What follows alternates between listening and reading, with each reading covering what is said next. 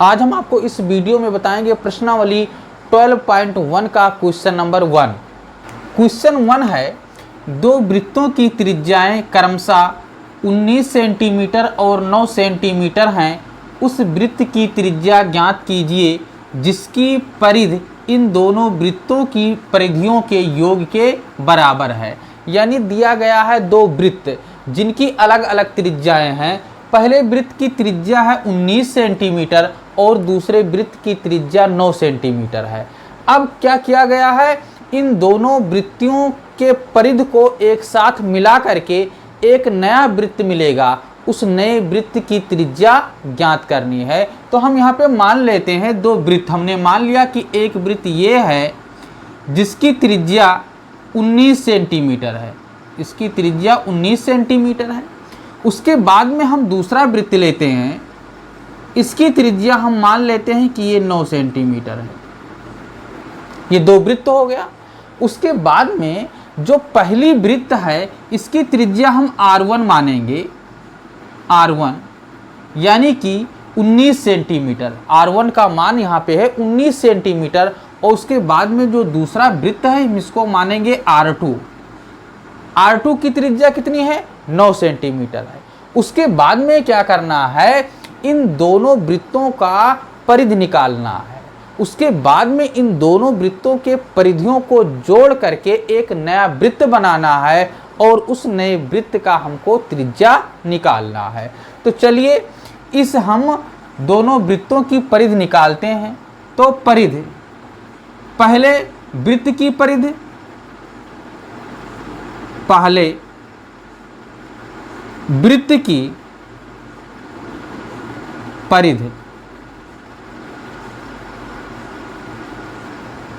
अब पहले वृत्त की परिधि क्या होगी, हम जानते हैं कि जो वृत्त की परिधि होती है वो 2 पाई r होती है। लेकिन यहाँ पहला वृत्त हमने लिया है इसलिए जो इसकी त्रिज्या होगी वो R1 हो जाएगी। इसलिए हम इसको लिखेंगे 2 पाई R1, 2 पाई R1।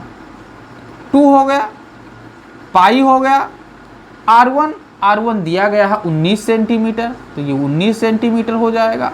तो 19 दूना 38 पाई सेंटीमीटर। तो ये पहले वृत्त की परिधि हो गई। उसके बाद में हम निकालेंगे दूसरे वृत्त की परिधि। दूसरे वृत्त की परिधि। अब हम वृत्त की परिधि जानते हैं 2 पाई r होता है, तो यहाँ पे R2 लिया जाएगा क्योंकि हमने दूसरा वृत्त लिया है। तो ये हो जाएगा 2 पाई R2, 2 हो गया, पाई हो गया और R2 की वैल्यू दे रखी है क्वेश्चन में 9 सेंटीमीटर, तो ये 9 हो जाएगा। तो 9 दूनी 18 पाई सेंटीमीटर हो गया। ये दोनों वृत्तों की परिधि हो गई। अब हम नए वृत्त की परिधि निकालेंगे। तो क्या करेंगे, इन दोनों वृत्तों की परिधियों को जोड़ेंगे। नए वृत्त की परिधि बराबर पहले वृत्त की परिधि, पहले वृत्त की परिधि प्लस दूसरे वृत्त की परिधि हो जाएगा, दूसरे वृत्त की परिधि। अगर इन दोनों वृत्तों को हम मिला देंगे तो एक नया वृत्त मिलेगा। अब हम इसकी त्रिज्या मान लेते हैं कैपिटल R। तो इस प्रकार से नए वृत्त की परिधि क्या हो जाएगा, 2 पाई r हो जाएगा।